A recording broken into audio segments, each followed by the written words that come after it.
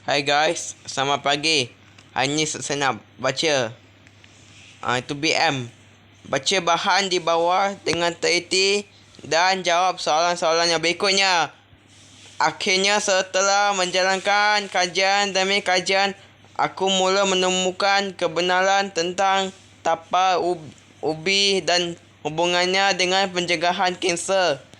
Proses penapalan ubi akan menghasilkan sejenis bahan yang dikenali sebagai bacteriosin.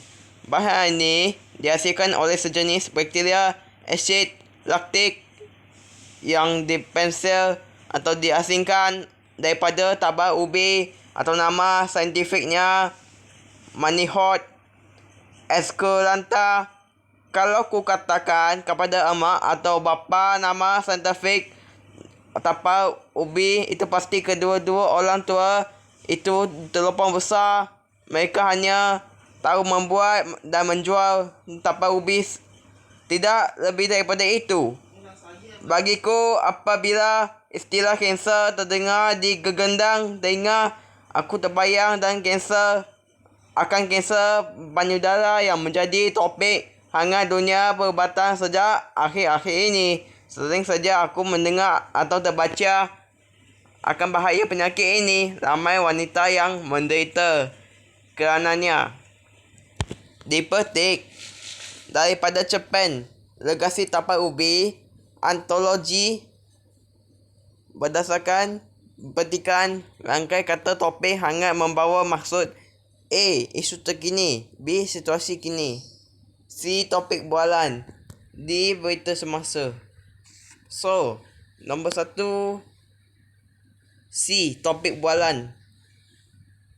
Nombor 2, antara khasiat tapal ubi yang selama ini tidak diketahui ialah A. Ubi mencegah kanser, B. Tapal ubi mencegah kanser, C. Asid laktik mencegah kanser, D. Tapal menghasilkan bakteriosin. Nombor 2, jawapannya B. Tapal ubi mencegah kanser. Nombor 3, mengapakah penulis mengatakan ibu dan bapanya akan terlopong besar? A. Ibu dan bapa penulis buta huruf. B. Ibu dan bapa penulis hanya penjual tapal. C. Ibu bapa penulis tidak tahu isu semasa. D. Ibu dan bapa penulis tidak tahu nama saintifik tapal ubi. Nombor 3, jawapannya D. Ibu dan bapa penulis tidak tahu nama saintifik tapal ubi. Nombor 4, perwatakan aku berdasarkan petikan di atas dapat dikaitkan dengan peribahasa. A. Otak cahaya, B. Mulut mulai, C. Telinga lintah, D. Hidung tinggi.